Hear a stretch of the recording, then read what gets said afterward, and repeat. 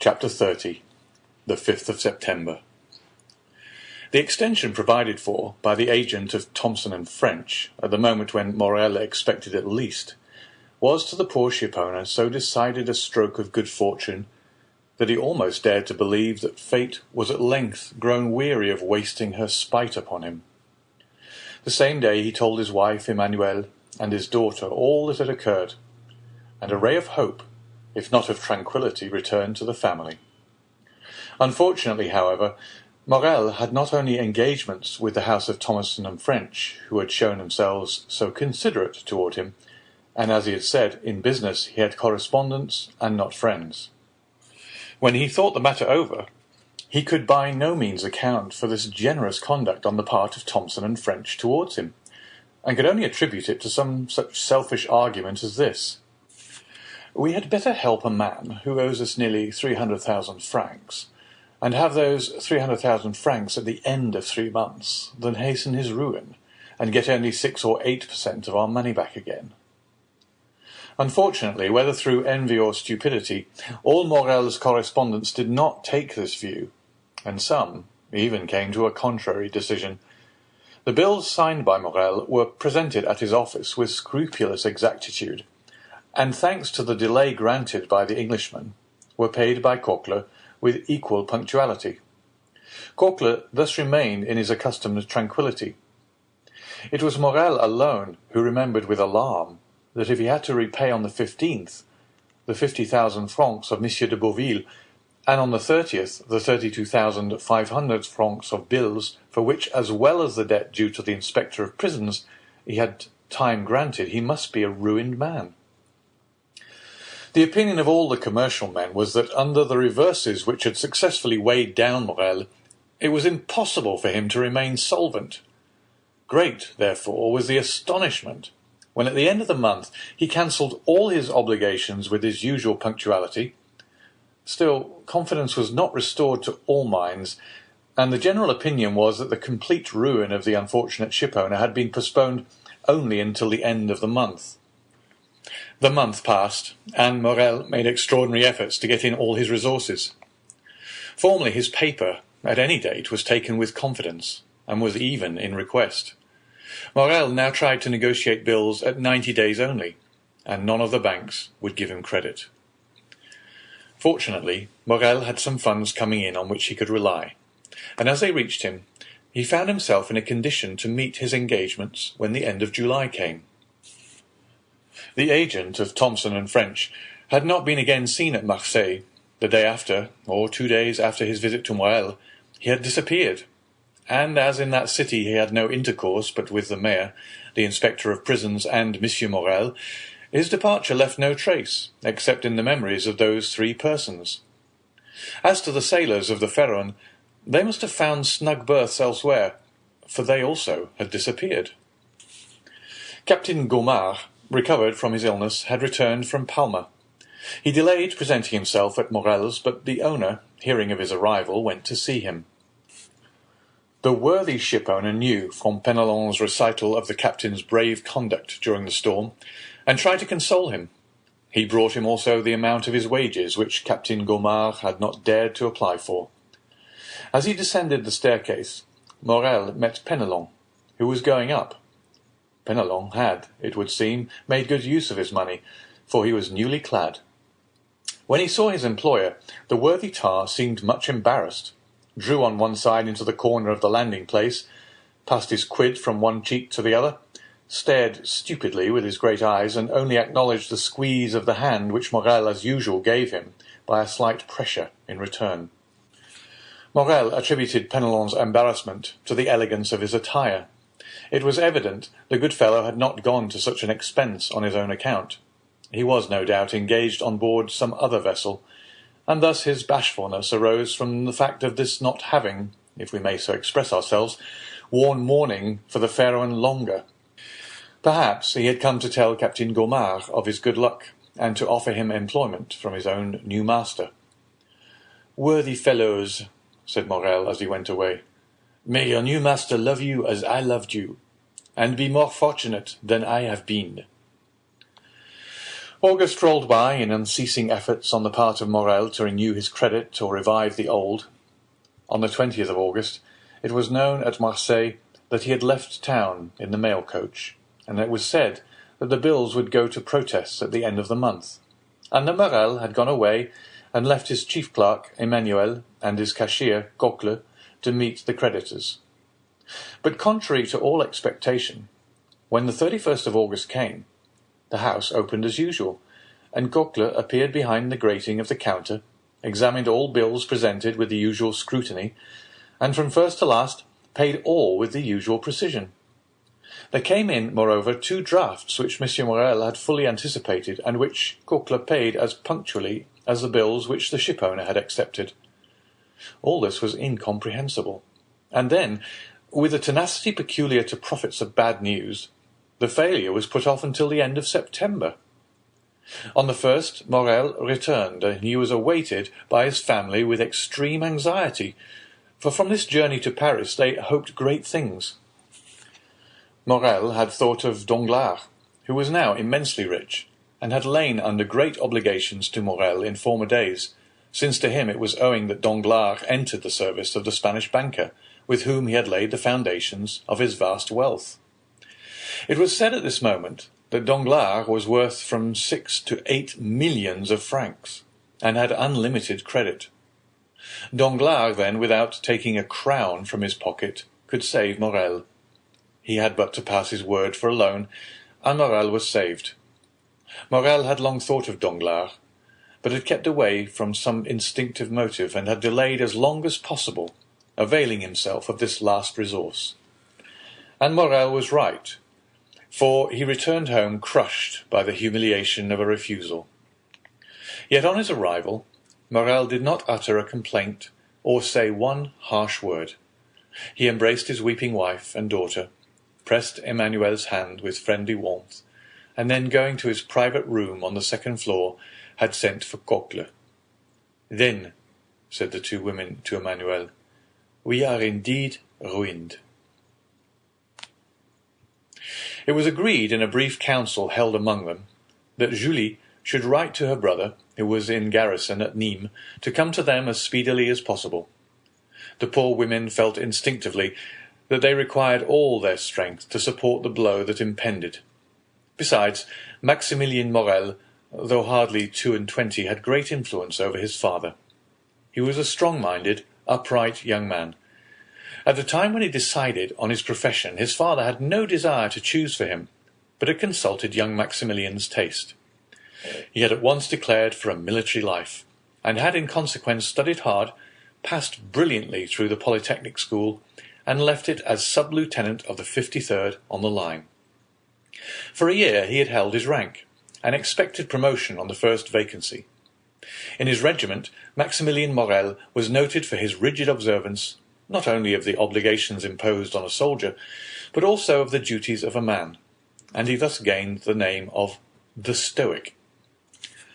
We need hardly say that many of those who gave him this epithet repeated it because they had heard it, and did not even know what it meant. This was the young man whom his mother and sister called to their aid, to sustain them under the serious trial which they felt they would soon have to endure. They had not mistaken the gravity of this event, for the moment after Morel had entered his private office with Coquelin, Julie saw the latter leave it pale, trembling, and his features betraying the utmost consternation. She would have questioned him as he passed by her, but the worthy creature hastened down the staircase with unusual precipitation, and only raised his hands to heaven and exclaimed, "Oh, mademoiselle, mademoiselle, what a dreadful misfortune! Who could ever have believed it?" A moment afterwards, Julie saw him go upstairs, carrying 2 of 3 heavy ledgers, a portfolio, and a bag of money. Morel examined the ledgers, opened the portfolio, and counted the money. All his funds amounted to 6,000 or 8,000 francs, his bills receivable up to the 5th to 4,000 or 5,000, which, making the best of everything, gave him 14,000 francs to meet debts amounting to 287,500 francs. He had not even the means for making a possible settlement on account. However, when Morel went down to his dinner, he appeared very calm. This calmness was more alarming to the two women than the deepest dejection would have been.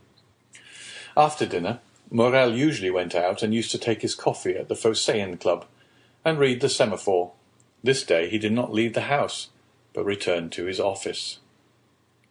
As to Coquelin, he seemed completely bewildered. For part of the day he went into the courtyard, seated himself on a stone with his head bare and exposed to the blazing sun. Emmanuel tried to comfort the women, but his eloquence faltered. The young man was too well acquainted with the business of the house not to feel that a great catastrophe hung over the Morel family. Night came. The two women had watched, hoping that when he left this room, Morel would come to them. But they heard him pass before their door, and tried to conceal the noise of his footsteps. They listened. He went into his sleeping room, and fastened the door inside. Madame Morel sent her daughter to bed, and half an hour after Julie had retired, she rose, took off her shoes, and went stealthily along the passage to see through the keyhole what her husband was doing. In the passage she saw a retreating shadow. It was Julie, who, uneasy herself, had anticipated her mother. The young lady went towards Madame Morel. "He is writing," she said. They had understood each other without speaking. Madame Morel looked again through the keyhole. Morel was writing. But Madame Morel remarked, what her daughter had not observed, that her husband was writing on stamped paper. The terrible idea that he was writing his will flashed across her. She shuddered, and yet had not strength to utter a word. Next day Monsieur Morel seemed as calm as ever, went into his office as usual, came to his breakfast punctually, and then, after dinner, he placed his daughter beside him, took her head in his arms, and held her for a long time against his bosom. In the evening, Julie told her mother that although he was apparently so calm, she had noticed that her father's heart beat violently. The next 2 days passed in much the same way. On the evening of the 4th of September, Monsieur Morel asked his daughter for the key of his study. Julie trembled at this request, which seemed to her of bad omen. Why did her father ask for this key which she always kept, and which was only taken from her in childhood as a punishment? The young girl looked at Morel. "What have I done wrong, father," she said, "that you should take this key from me?" "Nothing, my dear," replied the unhappy man, the tears starting to his eyes at this simple question. "Nothing, only I want it." Julie made a pretence to feel for the key. "I must have left it in my room," she said, and she went out, but instead of going to her apartment, she hastened to consult Emmanuel. "Do not give this key to your father," said he, "and tomorrow morning, if possible, do not quit him for a moment." She questioned Emmanuel, but he knew nothing or would not say what he knew. During the night between the 4th and 5th of September, Madame Morel remained listening for every sound, and until 3 o'clock in the morning she heard her husband pacing the room in great agitation. It was 3 o'clock when he threw himself on the bed. The mother and daughter passed the night together. They had expected Maximilian since the previous evening. At 8 o'clock in the morning, Morel entered their chamber.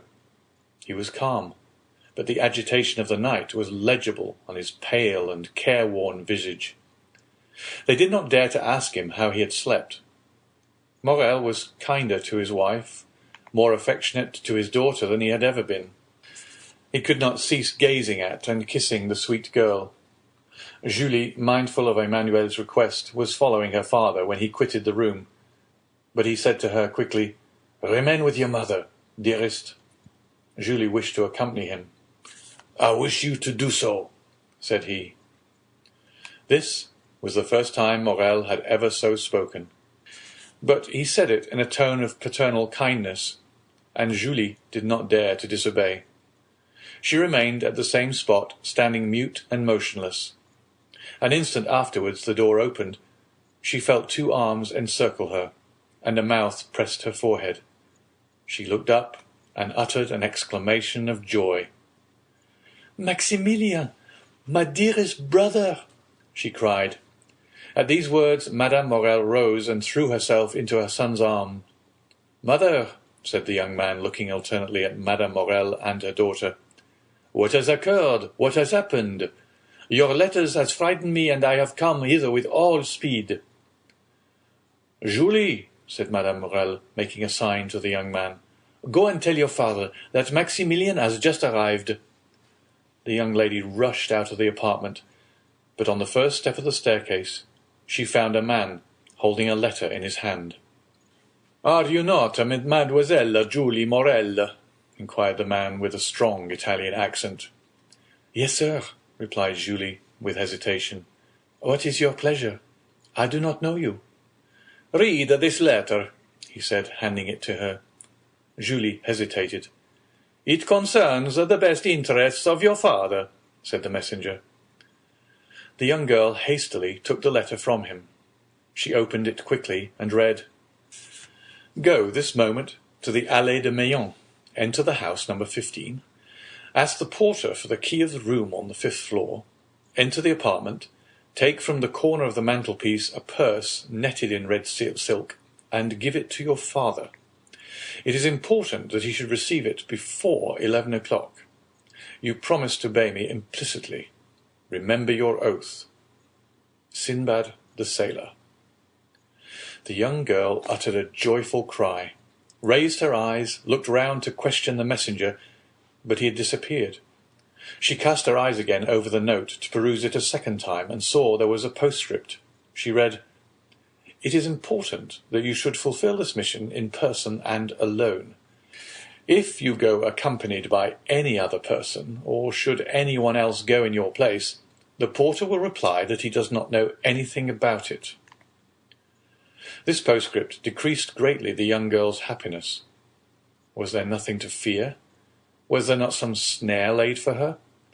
Her innocence had kept her in ignorance of the dangers that might assail a young girl of her age, but there is no need to know danger in order to fear it. Indeed, it may be observed that it is usually unknown perils that inspire the greatest terror. Julie hesitated and resolved to take counsel. Yet through a singular impulse it was neither to her mother nor her brother that she applied, but to Emmanuel. She hastened down and told him what had occurred on the day when the agent of Thompson and French had come to her father's, related the scene on the staircase, repeated the promise she had made, and showed him the letter. "You must go then, mademoiselle," said Emmanuel. "Go there?" murmured Julie. "Yes, I will accompany you." "But did you not read that I must be alone?" said Julie. "And you shall be alone," replied the young man. "I will await you at the corner of the Rue de Musée, and if you are so long absent as to make me uneasy, I will hasten to rejoin you, and woe to him of whom you shall have cause to complain to me." "Then, Emmanuel," said the young girl with hesitation, "it is your opinion that I should obey this invitation?" "Yes. Did not the messenger say your father's safety depended upon it?" "But what danger threatens him, then, Emmanuel?" she asked. Emmanuel hesitated a moment, but his desire to make Julie decide immediately made him reply. "Listen," he said. "Today is the 5th of September, is it not?" "Yes." "Today, then, at 11 o'clock, your father has nearly 300,000 francs to pay." "Yes, we know that." "Well, then," continued Emmanuel, "we have not 15,000 francs in the house." "What will happen then?" "Why, if today before 11 o'clock your father has not found someone who will come to his aid, he will be compelled at 12 o'clock to declare himself bankrupt." "Oh, come then, come," cried she, hastening away with the young man. During this time Madame Morel had told her son everything. The young man knew quite well that, after the succession of misfortunes which had befallen his father, great changes had taken place in the style of living and housekeeping, but he did not know that matters had reached such a point. He was thunderstruck. Then, rushing hastily out of the apartment, he ran upstairs, expecting to find his father in his study, but he rapped there in vain. While he was yet at the door of the study, he heard the bedroom door open, turned, and saw his father. Instead of going direct to his study, Monsieur Morel had returned to his bedchamber, which he was only this moment quitting. Morel uttered a cry of surprise at the sight of his son, of whose arrival he was ignorant. He remained motionless on the spot, pressing with his left hand something he had concealed under his coat. Maximilien sprang down the staircase and threw his arms around his father's neck, but suddenly he recoiled and placed his right hand on Morel's breast. "Father," he exclaimed, turning pale as death, "what are you going to do with that brace of pistols under your coat?" "Oh, this is what I feared," said Morel. "Father, father, in heaven's name," exclaimed the young man, "what are these weapons for?" "Maximilien," replied Morel, looking fixedly at his son, "you are a man, and a man of honor. Come, and I will explain to you." And with a firm step, Morel went up to his study, while Maximilien followed him, trembling as he went.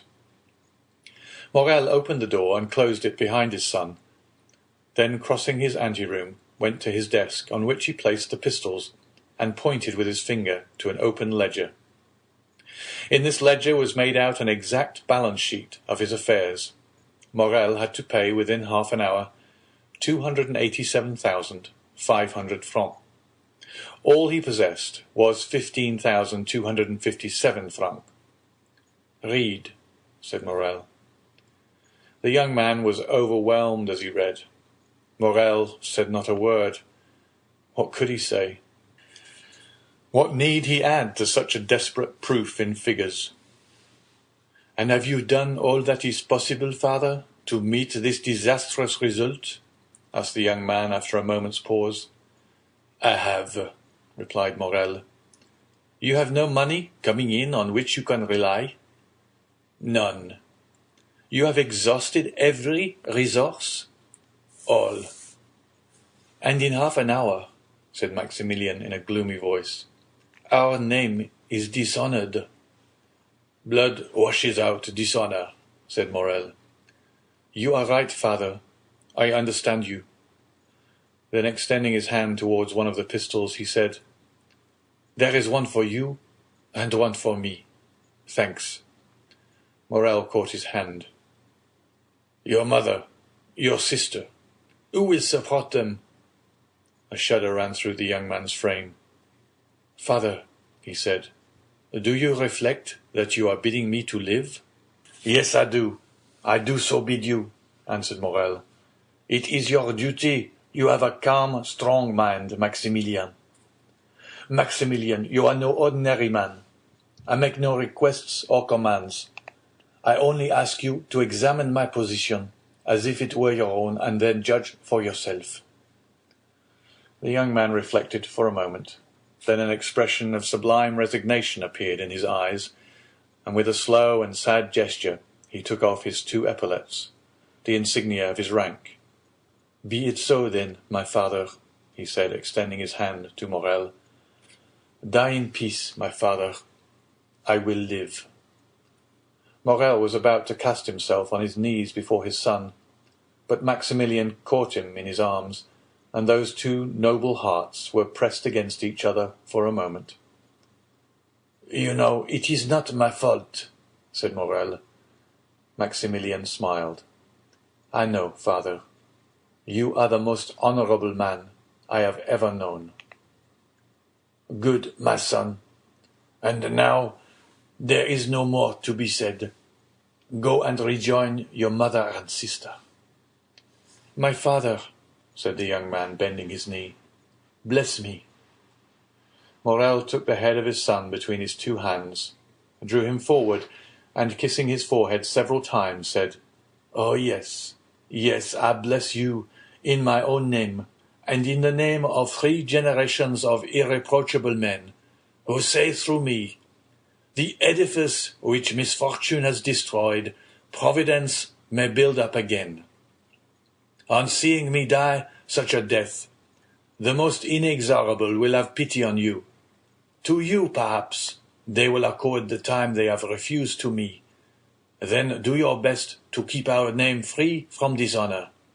Go to work. Labor, young man. Struggle ardently and courageously. Live yourself, your mother and sister, with the most rigid economy, so that from the day-to-day property of those whom I leave in your hands may augment and fructify. Reflect how glorious a day it will be, how grand, how solemn, that day of complete restoration on which you will say in this very office, My father died because he could not do what I have this day done, but he died calmly and peaceably, because in dying he knew what I should do. My father, cried the young man, why should you not live? If I live, all would be changed. If I live, interest would be converted into doubt, pity into hostility. If I live, I am only a man who has broken his word, failed in his engagements, in fact, only a bankrupt. If, on the contrary, I die, remember, Maximilian, my corpse is that of an honest but unfortunate man. Living, my best friends would avoid my house. Dead, all Marseille will follow me in tears to my last home. Living, you would feel shame at my name. Dead, you may raise your head and say, I am the son of him you killed, because, for the first time, he has been compelled to break his word. The young man uttered a groan, but appeared resigned. And now, said Morel, leave me alone, and endeavour to keep your mother and sister away.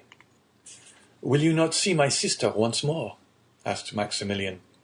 A last but final hope was concealed by the young man in the effect of this interview, and therefore he had suggested it. Morel shook his head. I saw her this morning, and bade her adieu. Have you no particular commands to leave with me, my father? Inquired Maximilian in a faltering voice. Yes, my son, and a sacred command. Say it, my father. The house of Thomson and French is the only one who, from humanity or it may be selfishness, it is not for me to read men's hearts, has had any pity for me.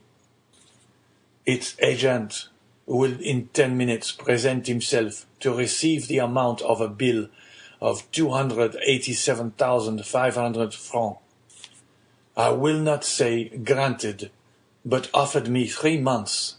Let this house be the first repaid, my son, and respect this man. Father, I will, said Maximilian.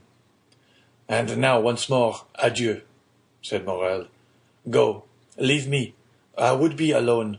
You will find my will in the secretary, in my bedroom.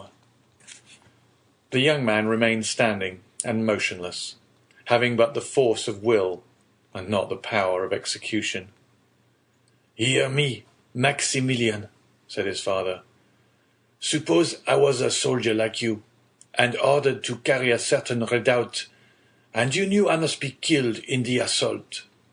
Would you not say to me, as you said just now, Go, father, for you are dishonored by delay, and death is preferable to shame? Yes, yes, said the young man. Yes. And once again embracing his father with convulsive pressure, he said, Be it so, my father. And he rushed out of the study. When his son had left him, Morel remained an instant standing with his eyes fixed on the door. Then putting forth his arm, he pulled the bell. After a moment's interval, Coquelin appeared. It was no longer the same man. The fearful revelations of the 3 last days had crushed him. This thought, the house of Morel is about to stop payment, bent him to the earth more than 20 years would otherwise have done. My worthy Coquelin, said Morel in a tone impossible to describe, do you remain in the antechamber? When the gentleman who came 3 months ago, the agent of Thomson and French, arrives, announce his arrival to me. Coquelin made no reply. He made a sign with his head, went into the ante-room and seated himself. Morel fell back in his chair, his eyes fixed on the clock. There were 7 minutes left. That was all. The hand moved on with incredible rapidity. He seemed to see its motion. What passed in the mind of this man at the supreme moment of his agony cannot be told in words. He was still comparatively young. He was surrounded by the loving care of a devoted family. But he had convinced himself by a course of reasoning, illogical perhaps, yet certainly plausible, that he must separate himself from all he held dear in the world, even life itself. To form the slightest idea of his feelings, one must have seen his face with its expression of enforced resignation and its tear-moistened eyes raised to heaven. The minute hand moved on. The pistols were loaded. He stretched forth his hand, took one up, and murmured his daughter's name. Then he laid it down, seized his pen, and wrote a few words. It seemed to him as if he had not taken a sufficient farewell of his beloved daughter. Then he turned again to the clock, counting time now, not by minutes but by seconds. He took up the deadly weapon again, his lips parted and his eyes fixed on the clock, and then shuddered at the click of the trigger as he cocked the pistol. At this moment of mortal anguish, the cold sweat came forth upon his brow. A pang stronger than death clutched at his heartstrings. He heard the door of the staircase creak on its hinges. The clock gave its warning to strike 11. The door of his study opened. Morel did not turn around. He expected these words of Coquelin, "The agent of Thomson and French." He placed the muzzle of the pistol between his teeth. Suddenly he heard a cry. It was his daughter's voice. He turned and saw Julie.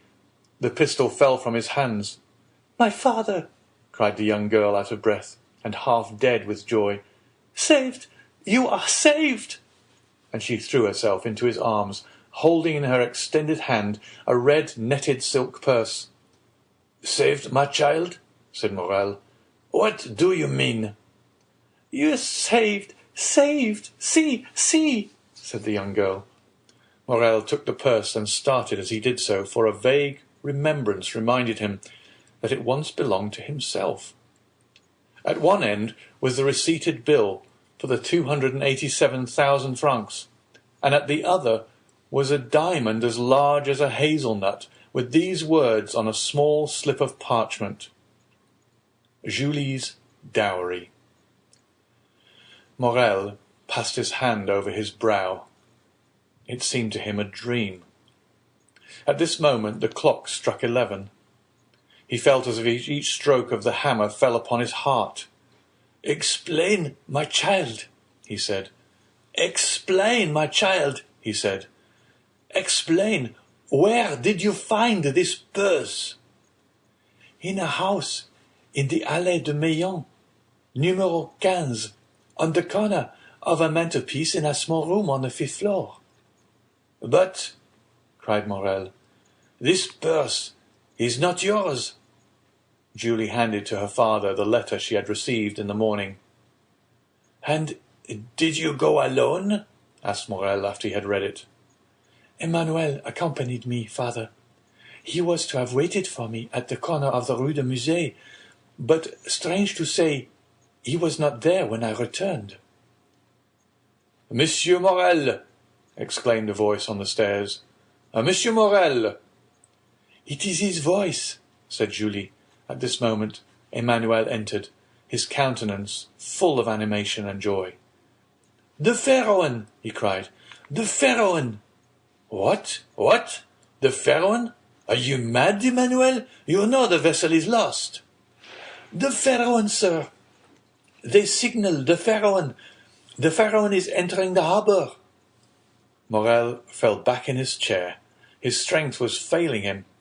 His understanding, weakened by such events, refused to comprehend such incredible, unheard-of, fabulous facts. But his son came in. "Father," cried Maximilian, "how could you say the Pharaon was lost? The lookout has signalled her, and they say she is now coming into port." "My dear friends," said Morel, If this be so, it must be a miracle of heaven. Impossible, impossible. But what was real and not less incredible was the purse he held in his hand, the acceptance receipted, the splendid diamond. "Ah, sir," exclaimed Coquelin, "what can it mean? The fair one." "Come, dear ones," said Morel, rising from his seat. "Let us go and see, and heaven have pity upon us if it be false intelligence." They all went out, and on the stairs met Madame Morel, who had been afraid to go up into the study. In a moment they were at the Canebière. There was a crowd on the pier. All the crowd gave way before Morel. "The fair one! The fair one!" said every voice. And, wonderful to see, in front of the tower of Saint-Jean was a ship bearing on her stern these words printed in white letters: "The Pharaon, Morel and Son, of Marseille." She was the exact duplicate of the other Pharaon, and loaded as that had been with cochineal and indigo. She cast anchor, clewed up sails, and on the deck was Captain Gaumard giving orders, and good old Penelon making signals to Monsieur Morel. To doubt any longer was impossible. There was the evidence of the senses, and 10,000 persons who came to corroborate the testimony. As Morel and his son embraced on the pier head, in the presence and amid the applause of the whole city witnessing this event, a man with his face half covered by a black beard and who, concealed behind the sentry-box, watched the scene with delight, uttered these words in a low tone: "Be happy, noble heart. Be blessed for all the good thou hast done and wilt do hereafter, and let my gratitude remain in obscurity, like your good deeds." And with a smile expressive of supreme content, he left his hiding-place, and without being observed, descended one of the flights of steps provided for debarkation, and hailing 3 times, shouted, "Jacopo! Jacopo! Jacopo!" Then a launch came to shore, took him on board, and conveyed him to a yacht splendidly fitted up, on whose deck he sprung with the activity of a sailor. Thence he once again looked towards Morel, who, weeping with joy, was shaking hands most cordially with all the crowd around him, and thanking with a look the unknown benefactor whom he seemed to be seeking in the skies. "And now," said the unknown, "farewell kindness, humanity, and gratitude. Farewell to all the feelings that expand the heart. I have been heaven's substitute to recompense the good. Now the God of vengeance yields to me his power to punish the wicked." At these words he gave a signal, and as if only waiting this signal, the yacht instantly put out to sea. End of chapter